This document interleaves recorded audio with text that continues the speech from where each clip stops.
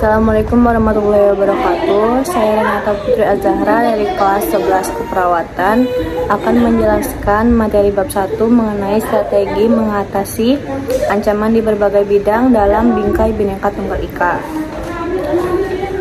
A. Pengertian dan bentuk-bentuk ancaman negara. 1. Pengertian ancaman. Secara umum, ancaman dibagi menjadi dua, yaitu ancaman militer dan ancaman non-militer. Ancaman militer adalah ancaman dilakukan dengan menggunakan kekuatan senjata. Sedangkan ancaman non-militer adalah suatu ancaman dilakukan tanpa menggunakan senjata. 2. Bentuk-bentuk ancaman negara. 1. Ancaman di bidang ideologi. Ancaman ideologi merupakan suatu ancaman yang dinilai memiliki suatu kemampuan yang dapat membahayakan pola pikir dari masyarakat Indonesia. Berikut contoh ancaman ideologi yang berasal dari dalam negeri. 1. Rendahnya sikap cinta pada produk dalam negeri. 2. Adanya sikap mau menang sendiri. 3. Munculnya sikap apatis terhadap kinerja pemerintah. Yang kedua, ancaman di bidang politik. Ancaman bidang politik merupakan suatu tindakan usaha yang datang baik dari dalam negeri maupun luar negeri yang dapat membahayakan dan memecah belah persatuan dan kesatuan kepentingan politik. Berikut contoh ancaman di bidang politik.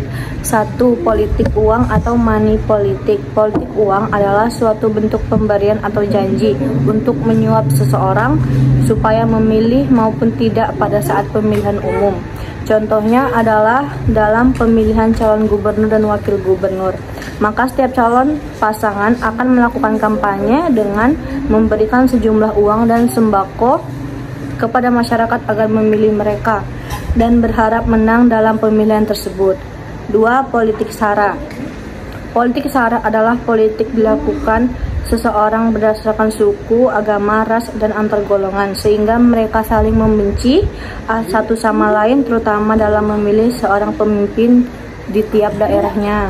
Contohnya, pada saat pemilihan bupati dan wakil bupati di suatu daerah, maka daerah A akan memilih calon pasangan yang berasal dari daerahnya sendiri agar daerahnya dapat perhatian lebih dahulu dibanding daerah lainnya. Begitu pula dengan daerah B akan memberikan dukungan yang sama kepada calon pasangan yang berasal dari daerahnya.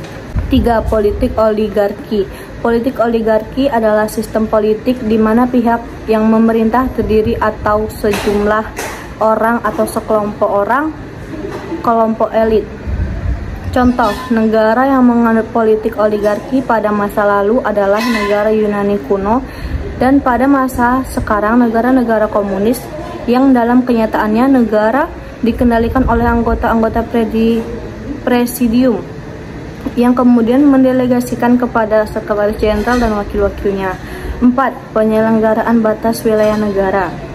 Penyerangan batas wilayah merupakan suatu cara negara untuk menguasai wilayah negara lain agar dengan mudah merebut kekayaan negara tersebut. 3. Ancaman di bidang ekonomi. Adanya globalisasi di bidang perekonomian di satu pihak akan memberikan dampak positif, yaitu dengan terbukanya peluang masuk berbagai produk dari dalam negeri. Juga memiliki dampak negatif, yaitu masuknya produk-produk global ke dalam pasar. Berikut contoh bentuk ancaman di bidang ekonomi yang terjadi di Indonesia. 1. Masuknya berbagai produk yang berasal dari luar negeri karena adanya perdagangan bebas yang tidak adanya batas-batas negara. 2. Mulai dikuasainya perekonomian dalam negara oleh pihak asing. 3. Munculnya persaingan bebas yang akan berdampak pelaku ekonomi yang kalah dan menang. 4. Semakin melemahnya perekonomian rakyat dengan adanya subsidi yang berkurang, sulitnya koperasi untuk berkembang dan berkurangnya penyerapan tenaga kerja. 5. Meredupnya pertumbuhan ekonomi jangka panjang. Hal tersebut juga akan berdampak tidak stabilnya pertumbuhan ekonomi jangka pendek. 4. Ancaman di bidang sosial budaya. Ancaman di bidang budaya dibedakan menjadi dua, yaitu ancaman yang berasal dari dalam dan luar negeri. Ancaman dari dalam yaitu ancaman yang ditimbulkan dari isu-isu kemiskinan, kebodohan, ketidakadilan dan keterbelakangan. Berikut ancaman sosial budaya yang berasal dari luar. 1. Selalu mengkonsumsi berbagai produk yang berasal dari luar negeri. 2. Munculnya sifat hedonisme di kalangan masyarakat Indonesia. Sifat hedonisme adalah kenikmatan pribadi yang kemudian dianggap sebagai nilai yang tertinggi dalam hidup. 3. Sifat individualisme. Sikap individualisme adalah sikap yang mementingkan diri sendiri. 4. Gejala westernisasi. Westernisasi merupakan suatu gaya hidup yang berkiblat pada budaya barat. 5. Semakin memudarnya budaya gotong royong, solidaritas, dan sikap kepedulian dan ketidaksetiakawanan. 6. Lunturnya nilai keagamaan yang berada dalam kehidupan bermasyarakat. 5. Ancaman di bidang pertahanan dan keamanan, yaitu berbagai upaya atau usaha yang dilakukan untuk mempertahankan kedaulatan negara, keselamatan bangsa dari ancaman, dan keutuhan wilayah suatu negara. Berikut beberapa kasus yang pernah terjadi di Indonesia menyangkut ancaman di bidang pertahanan keamanan. 1. Batas Indonesia sampai Malaysia mengenai Ambalat. Ambalat merupakan salah satu wilayah Indonesia yang berbatasan dengan negara Malaysia. 2. Batas Indonesia sampai Filipina mengenai Pulau Miangas. Pulau Miangas merupakan salah satu wilayah Indonesia yang berbatasan dengan negara Filipina. B. Strategi mengatasi ancaman di berbagai bidang dalam bingkai Bhinneka Tunggal Ika. Strategi adalah cara mencari solusi untuk memecahkan suatu masalah. 1. Strategi mengatasi ancaman di bidang ideologi. Berikut beberapa strategi untuk mengatasi berbagai ancaman di bidang ideologi. 1. Pemberantasan gerakan separatis. 2. Meningkatkan rasa patriotisme. 3. Pembekalan mental spiritual. 4.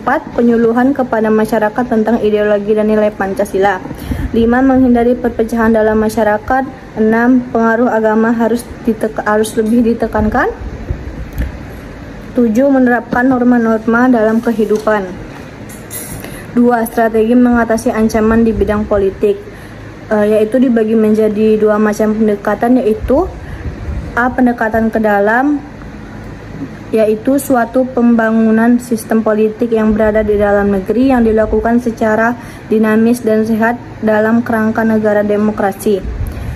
B. Pendekatan keluar, yaitu pendekatan yang dilakukan dengan cara mendinamisasikan strategi dan upaya diplomatik yang dilakukan dengan peningkatan peran instrumen politik luar negeri dalam membangun berbagai kerjasama dan saling percaya terhadap negara lain. 3. Strategi dalam mengatasi ancaman di bidang ekonomi. Beberapa strategi yang dilakukan untuk menghadapi berbagai ancaman di bidang ekonomi.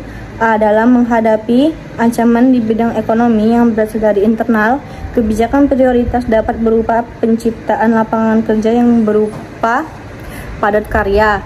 B. Dalam menghadapi berbagai ancaman di bidang ekonomi yang berasal dari eksternal, Indonesia diharapkan mampu membangun dan menjaga hubungan baik dengan negara lain.